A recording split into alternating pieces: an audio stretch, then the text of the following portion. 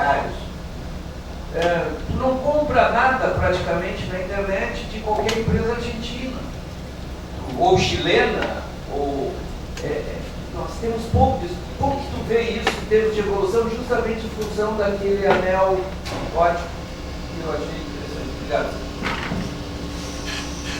Sobre essa questão aí do déficit, do superávit, na verdade, no texto editorial que eu escrevi, eu coloco essa questão também. Na verdade, se a gente, por exemplo, se a gente faz um paralelo com a questão da integração asiática, sempre lá tem esse demandante, esse importador, esse deficitário, no caso, os Estados Unidos, progressivamente a China faz esse papel, né, de ir integrando, né, os países menores através disso, através de débitos comerciais, transferência de atividades mais, né, mais simples, coisa que aqui não se observa. E tem uma outra questão que tu colocaste também, que eu acho que é importante, que conecta um pouco com as questões do Diego, que é essa integração produtiva, que, como tu mencionaste, André, no caso da indústria automobilística, a gente tem um pouco, né, uma certa comércio, partes, componentes aí, só que na Ásia isso é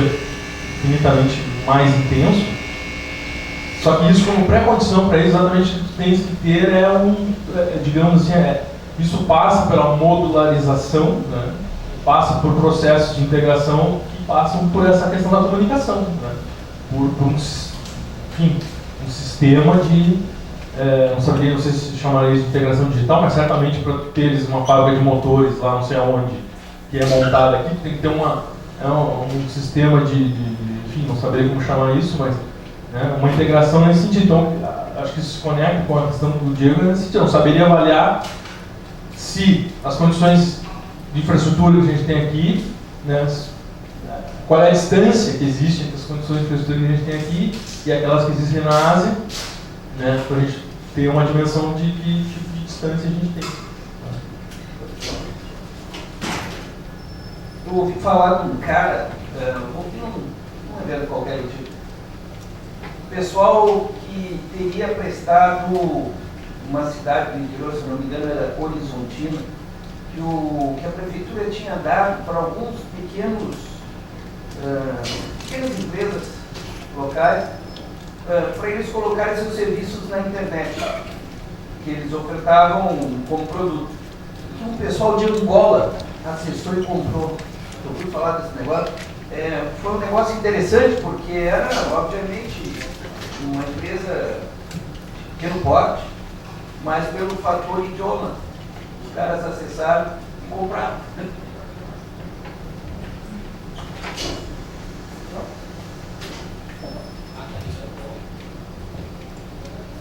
Bom, então, meu nome é Alexandre, estudando após a URGS em Ciência Política. Na verdade, minha pergunta também vai com relação ao debate de governança, né, na internet. Acho que acaba dialogando muito com o que o colega ali comentou, mas é nisso, assim, queria se pedir para o Diego, se pode comentar, quem sabe, essa dinâmica, não sei se eu vou colocar assim, a dinâmica dessa simetria que tu apontou, digamos, a região, ela de certa forma, ela tem um projeto em que ela pode pensar em desenvolver as capacidades dela nessa área de tecnologia de informação e comunicação, mas tem esse componente estrutural que acaba sendo, bom, nosso fluxo de informação e de dados, que de certa maneira dão esse substrato para o desenvolvimento dessas tecnologias, passam pelo espaço americano. Mas como é que estaria, digamos, o desenvolvimento dessa capacidade, ou melhor, dentro de uma perspectiva mais global? Como é que essa simetria estaria se configurando, não apenas da região aqui da América do Sul dos Estados Unidos, mas da China, o grande firewall, enfim, a questão dos motores de busca chineses e tudo mais? Professor André, enfim, vou tentar polemizar um pouco a questão do déficit. Sobre ser PayMaster, não haveria outras possibilidades, pensando no balanço de pagamento como um todo, afinal somos superavitários, parece um pouco difícil se tornar deficitário, porque, enfim, pela própria característica, a gente precisa vender os manufaturados que ainda não são competitivos como a gente gostaria globalmente, mas são regionalmente, e ao mesmo tempo a gente não tem tanta demanda de outros produtos, tanto commodities, porque a gente produz isso, tem esse problema plano histórico da singularidade. Por outro lado, a gente pode exportar capital, né? Talvez em transações correntes a gente fique deficitário, mas poderia aportar em termos de investimento direto em empresas brasileiras no Mercosul e inclusive investimento em infraestrutura. E aí talvez o FOSEM tenha um papel importante, até que ponto não tenha a grande questão, não seja pensar em viabilizar isso institucionalmente, pensar institucionalmente maneiras de fortalecer o FOSEM e ir numa certa, um exercício até de criatividade, pensar, por exemplo, até que ponto não poderia se direcionar parte do imposto de renda das empresas que conseguem ter ganhos comerciais diretamente para o FOSEM, enfim, pensando em possíveis soluções. Acho que não sei se está terminando, mas enfim. Pelo menos essa rodada aqui pro André Reis.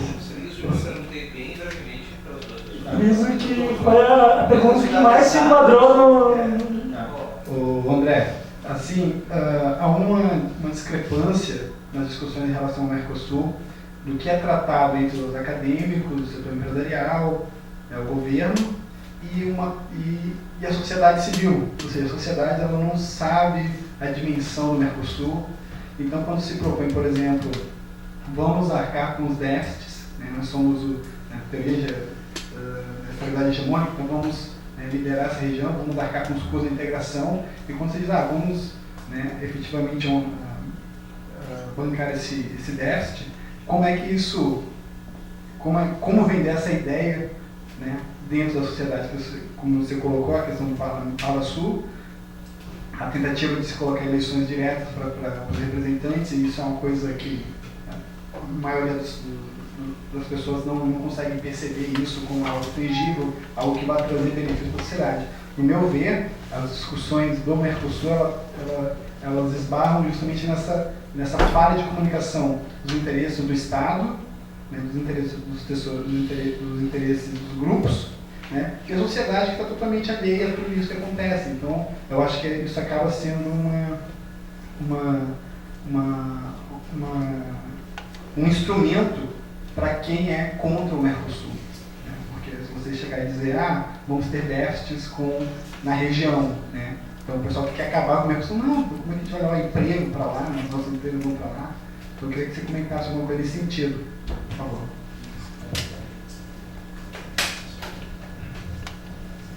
Perdi com as perguntas. Deixa eu ver.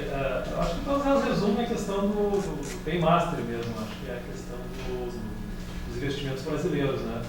Isso sempre foi colocado desde os anos 90. Uma das coisas que se resolveu nos anos 90 não tinha FOSEM, nem FOSEM. Era isso. A solução básica para agradar os outros países era trabalhar de forma deficitária. Deixa eles vender, a gente vai absorvendo, estimulando a integração a partir disso.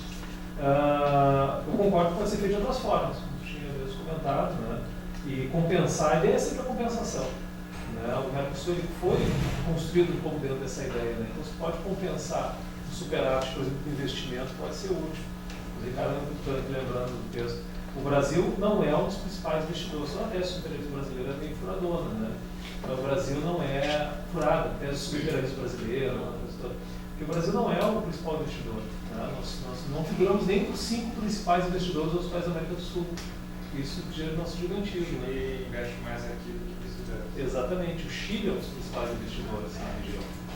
Então, você imagina assim, foram algumas empresas, algumas iniciativas num período muito localizado, foi quando se teve o impulso da IRSA, muito aquela história do financiado pelo BNDES.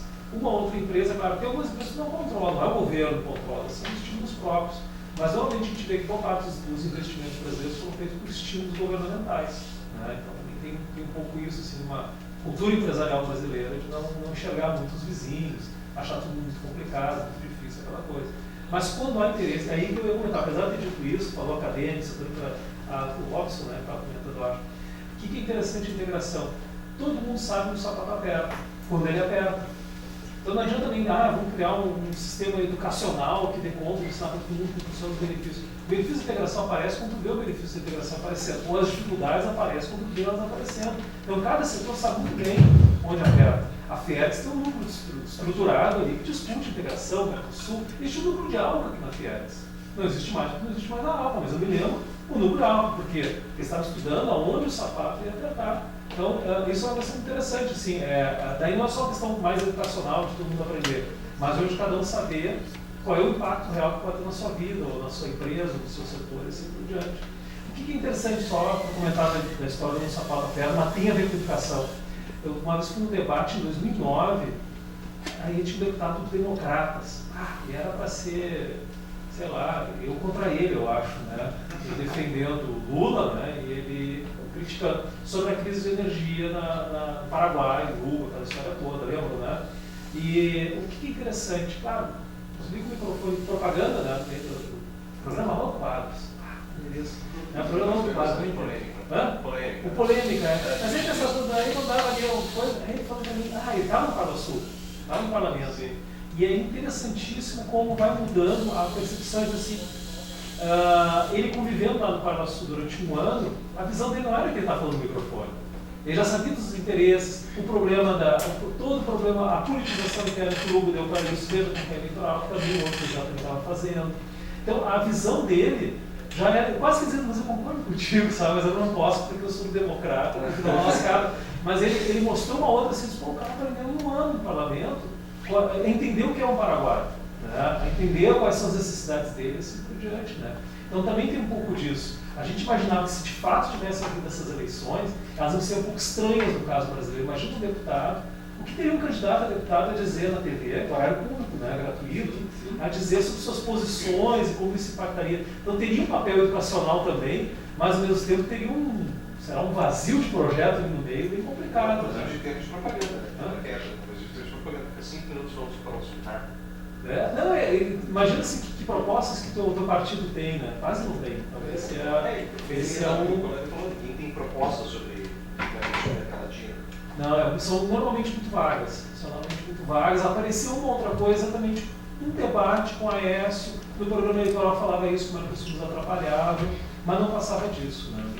Não tinha muito mais do que isso. Então, assim, para finalizar, a questão do Paymaster está sempre colocada no processo de integração. Né? No caso aqui, se espera do Brasil que ele assuma um pouco mais esse papel, e aí a gente tem, historicamente, no caso do Brasil, uma dificuldade interna de trabalhar com a ideia do Paymaster. Né? Uma das coisas mais... É uma dificuldade muito grande. Por exemplo, fazer um investimento externo, em parecer, mas o pobre, flagelado aqui, né? Se fosse isso, nenhum país investiria, né? Internacionalmente, não faria, porque todos os países têm pobres internos, dificuldades, assim por diante, né? Não haveria esse tipo de investimento. Mas assim, o Brasil ele reluta muito nisso, ele reluta. Então há essa dificuldade, digamos assim, quase que estrutural, que o Brasil faz esse investimento. Mas ele precisa assumir esse papel. Né? Só uma outra coisa que eu acho que eu exagerei quando eu falei em tecnologia. A Argentina também tem tecnologia, vamos lembrar. Não é? Aliás, o ensino superior, em algumas áreas, superior ao nosso. E nível educacional médio superior ao nosso. A gente lembrar. É importante lembrar isso, né? Porque nós temos toda a tecnologia na mão, os argentinos estão plantando, e embora tenham, os rentistas estão voltando para a Argentina. Felizes da vida, vendendo soja. Né? Mas assim, o setor ainda, aquele núcleo, construído ali com acesso ao ensino superior, que a tecnologia existe, né, e está atuante ainda. Né. Só lembrando também o trabalho, não era ruim não, eu só para não perder piada, eu concordei com ele, mas eu me lembro do trabalho, estava lá, o desenho todo, o trabalho que ele fez vinculando. E aliás, eu me lembrei do trabalho com o Beatriz Snowden, né, a discussão toda lá da relação entre internet e política, né, que lembra um pouco os cabos submarinos do final do século XIX e do século XX, né? Era isso também, comunicação a poder. Muito pouco. No final das contas, o título da tese foi Tecnologia, Poder e Desenvolvimento. Como tecnologia imbricar nas relações de poder e como ela pode ou não ser focada para o tipo de desenvolvimento que o país busca com as relações internacionais. Mas, na prática, eu tenho que abordar 3 questões. A questão da parte mais relacionada ao comércio eletrônico e serviços. E isso trouxe para a discussão uma coisa muito bacana dentro da própria gente de governança da internet, que é o multilingualismo, né? A ideia de que a gente está tentando construir a torre de Babel por meio de bits e bytes, mas eu vou tocar nisso no segundo ponto, porque eu não quero perder a parte de poder e linhas de telecomunicação. Mas esmagadora diferença entre a Ásia, especialmente se a gente considerar o Japão em relação à tecnologia e capacidade disponível, porque hoje o Japão é o país que tem a maior capacidade disponível de tráfego de dados do mundo. Né? E o Japão surfou na onda daquele triângulo bem próprio da década de 80 e 90, Japão, União Europeia e Estados Unidos. Então a forma com a qual esses caras barganharam a constituição da arquitetura do comércio internacional na década de 80 e na década de 90 tem relação direta, por exemplo, com o fato de ter preponderado a internet e não outras redes que tinham muito mais capacidade de investimento e de espalhamento pelo mundo, como o caso dos padrões da IBM para Internet Working, que tinha vendido a rodo o sistema de informação para quase todos os países do mundo, para estruturar as redes dos bancos, do setor público, etc. etc. E teoricamente a reação do Japão e da União Europeia na estruturação da arquitetura do comércio internacional foi o que acabou preponderando como uma espécie de os Estados Unidos abriram mão de favorecer a sua indústria de internet working em prol de outros setores, finanças, por exemplo, porque eles podiam abrir mão disso, uma vez que isso se conecta com o que o Alexandre falou em relação à internet. Toda a matriz de conhecimento, cada vez menos, mas relativa à pesquisa e desenvolvimento na área de integração de dispositivos computacionais, está baseada na economia dos Estados Unidos.